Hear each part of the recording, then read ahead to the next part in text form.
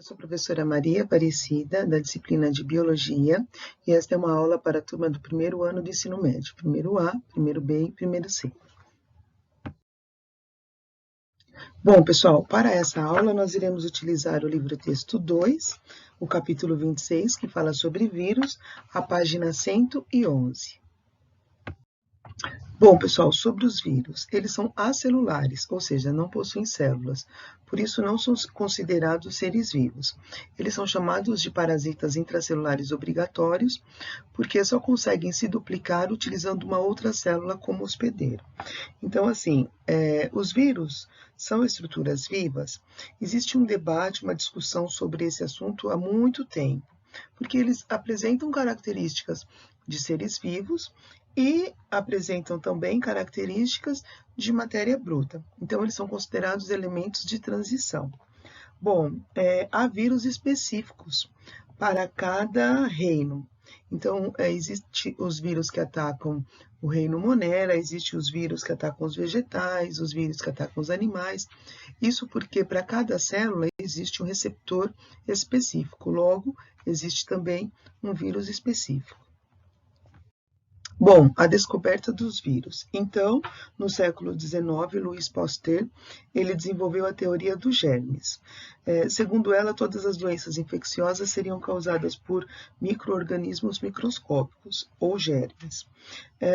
Os cientistas da época passaram, então, a pesquisar essas doenças para identificar os causadores e visualizá-los no microscópio óptico. Bom, eles descobriram, assim, os agentes causadores da tuberculose, da cólera, da sífilis, da malária e várias doenças causadas por bactérias. Mas bactérias e protozoários, mas doenças como varíola, febre amarela, raiva, gripe e sarampo, eles não conseguiam descobrir qual era o agente causador. Em 1883, o alemão Adolf Meyer, ele fez um experimento com a planta do fumo. E aí ele descobriu que pulverizando, a seiva de plantas doentes em plantas sadias, as plantas sadias ficavam doentes também. Mas ele não conseguiu descobrir, que era um vírus. Ele acreditava que era uma bactéria bem menor, uma bactéria muito pequena e invisível ao microscópio. Depois, Dmitry Ivanovsky, ele passou seiva de plantas doentes por filtros que retinham bactérias. E aí ele deu o nome desse agente causador de doença de vírus. Vírus, que em latim significa veneno. Em 1898, o holandês Martinus Bengerik realizou experimentos demonstrando o causador do mosaico do fumo, que é um agente infeccioso que se reproduzia no hospedeiro, e concluiu que o vírus era um micro-organismo. Em 1975, o americano Wendell Stanley conseguiu isolar cristais proteicos do vírus do mosaico do fumo, caracterizando como o primeiro vírus a ser identificado. No entanto, a visualização do vírus só ocorreu com aperfeiçoamento do microscópio eletrônico, na década de 1950. Bom, a estrutura do vírus. O vírus, ou ele tem DNA, ou ele tem RNA. Ele nunca vai ter as duas estruturas. Ele é envolvido por uma cápsula proteica, chamada de capsídeo, e muitos vírus de animais, eles também possuem um envelope de membrana lipoproteica. A partícula viral completa, fora da célula hospedeira, é denominada vírion e representa a forma infectante que ataca as células.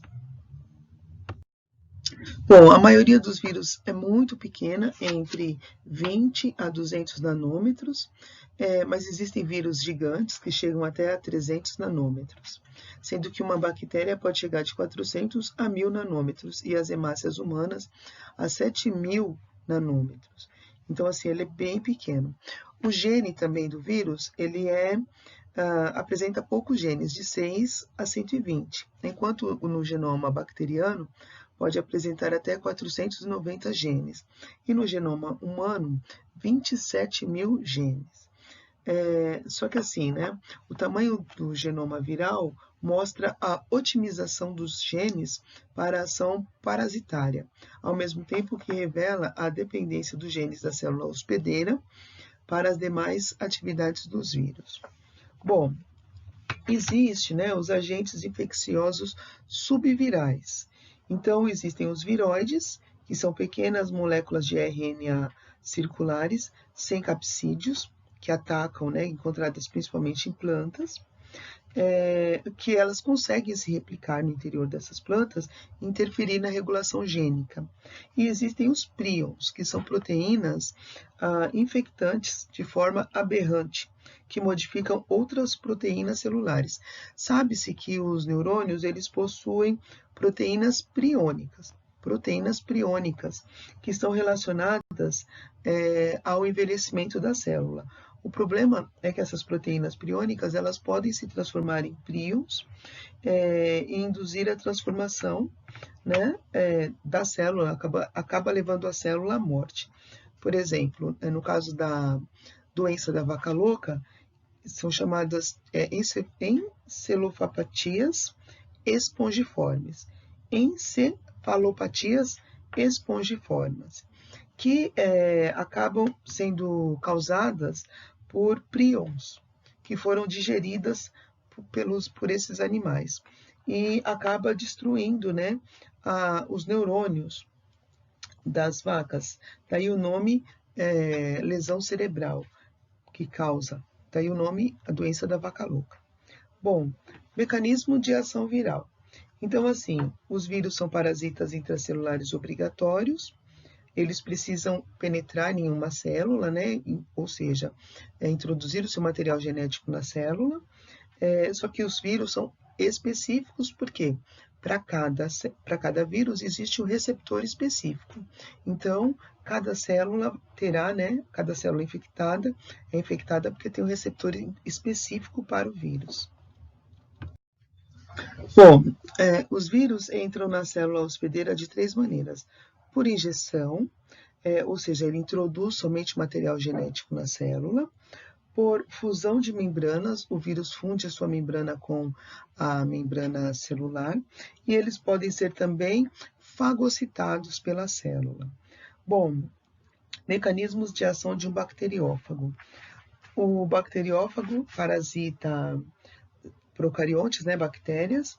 Eles podem ser de DNA ou de RNA, e ele introduz o seu material genético dentro da célula. Ele tem uma cabeça dilatada, uma cauda e fibras de fixação. E quando ocorre o fenômeno casual do vírus com a bactéria, as fibras do vírus se prendem à parede bacteriana. Bom, na cauda do bacteriófago, existem enzimas que perfuram a parede da bactéria e injetam o DNA no citoplasma dessa bactéria. O DNA viral passa a controlar o metabolismo bacteriano e produz proteínas virais, ao mesmo tempo que ocorrem múltiplas duplicações do DNA do vírus. Ocorre então a montagem do vírus e a produção de enzimas que provocam a ruptura da bactéria, liberando novos vírions para o meio. Bom, interessante nós sabermos a diferença entre o ciclo lisogênico e o ciclo lítico. Então, assim, o DNA do bacteriófago pode incorporar ao DNA bacteriano e ficar latente, sem desencadear o ciclo de destruição celular. Nós chamamos isso de ciclo lítico, quando o vírus fica latente dentro da célula. O DNA, denominado agora prófago, duplica-se com o DNA da bactéria e é transmitido às células filhas. Esse processo é denominado ciclo lisogênico e, eventualmente, o prófago pode ser reativado, desencadeando o ciclo lítico.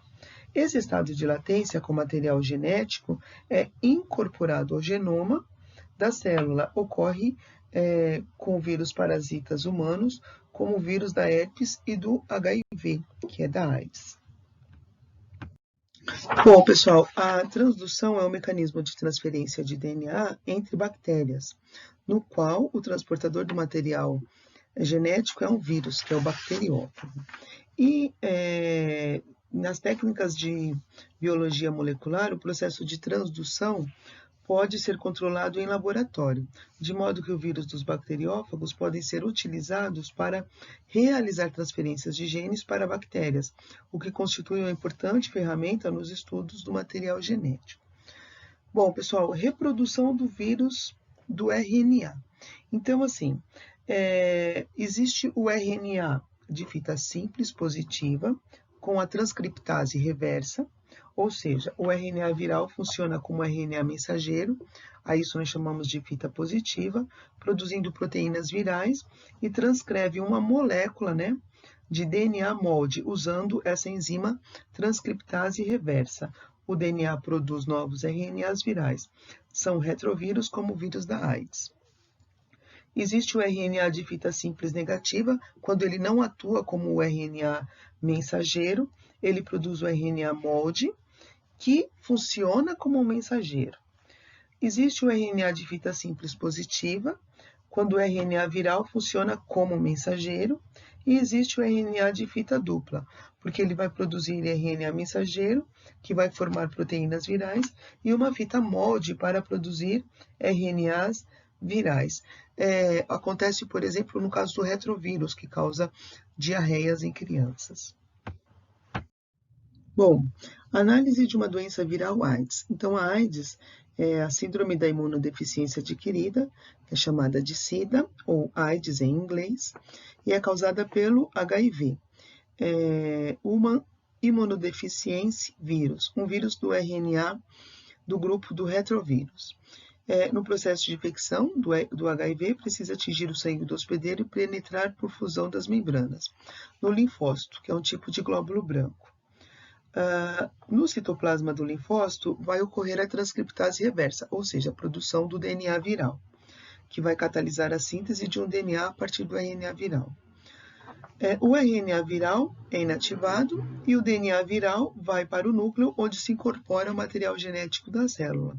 O HIV fica latente, realizando o ciclo lisogênico, por um período de tempo variável, que pode durar de 3 a 20 anos.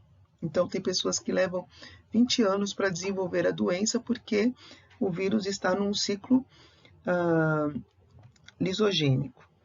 Nesse caso, dizemos que o indivíduo é soropositivo e transmissor do vírus. Após esse período, o DNA viral começa a transcrever moléculas de RNA, que passam para o citoplasma, realizando a produção de proteínas virais e formação de novos vírus. Os vírus ligam-se à membrana plasmática, formando envelopes que possibilitam a liberação das células, levando a célula à morte, a célula hospedeira. A destruição dos linfócitos, que ocorre em uma progressão geométrica, ou seja, uma grande quantidade é destruída, acaba comprometendo o sistema de defesa no organismo. Nesse momento, temos o aparecimento dos sintomas da AIDS, que é a supressão dos sintomas do sistema imunitário. Ou seja, o organismo fica desprotegido para outros micro-organismos oportunistas, como outros vírus, bactérias, fungos. Podem surgir tumores, câncer de pele, sarcoma de Kaposi e linfomas. A AIDS não tem cura. O tratamento moderno age com enzimas chave do HIV, que são a transcriptase e interage, né? Integra-se e as proteases, conseguindo bloquear o desenvolvimento da doença. Mas, como o HIV pode ficar latente nas células por muito tempo, o tratamento deve ser mantido permanentemente. Além disso, a alta taxa de mutação do HIV possibilita o aparecimento frequente de formas resistentes às drogas, exigindo a produção de novos tratamentos. Bom, pessoal, então a transmissão pode ocorrer através do sangue infectado, por relações sexuais desprotegidas, sem preservativo, e na relação materno-fetal, ou seja, a mãe pode passar para o feto pela placenta e pelo leite. A prevenção. Então, a melhor defesa contra a AIDS ou seja, é a prevenção, que envolve cuidados com o sangue e também o sexo protegido, ou seja, sexo seguro, e cuidados com as mães afetadas, né? Tratamento durante a gestação para impedir o uso do leite também dessas mães. Aqui nós temos um mapa que indica a quantidade de pessoas infectadas com HIV por país em 2014. Bom, pessoal, nessa página 119 nós temos alguns exemplos de doenças virais, o vírus, né, se é DNA ou de RNA, as suas características, a maneira como elas podem ser transmitidas e a prevenção. Reparem que nessa tabela ele não menciona no caso aqui, como essa apostila é um pouco mais antiga, ele não menciona o Covid-19, mas a gente sabe que o SARS, ou seja, esse tipo de vírus, ele é bem antigo. Bom, pessoal, então aqui nessa página nós podemos ver quais são os tipos de tratamento também e a prevenção para evitar, né, como se contaminar com essa doença. No caso do Covid, que não está mencionado nessa tabela, nós sabemos que a prevenção é o melhor tratamento enquanto não surge a vacina, por isso a utilização de máscaras, a higiene das mãos, né, e evitar o contato físico entre as pessoas.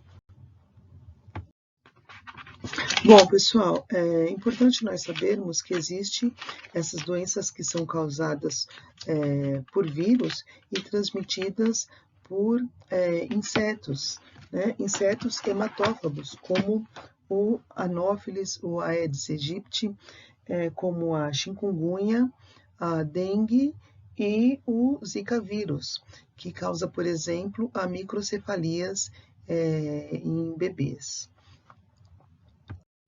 Pessoal, eu vou pedir para vocês fazerem os seguintes exercícios. O exercício 1 e 2 da página 287. Eu vou pedir para vocês fazerem também o exercício 1 e o 2 da página 291 e o 3 e o 4 da página 292. Pessoal, qualquer dúvida, é só chamar no e-mail dúvidas@conquista.anglo.com.br que eu estarei à disposição de vocês. Muito obrigada e até a próxima aula.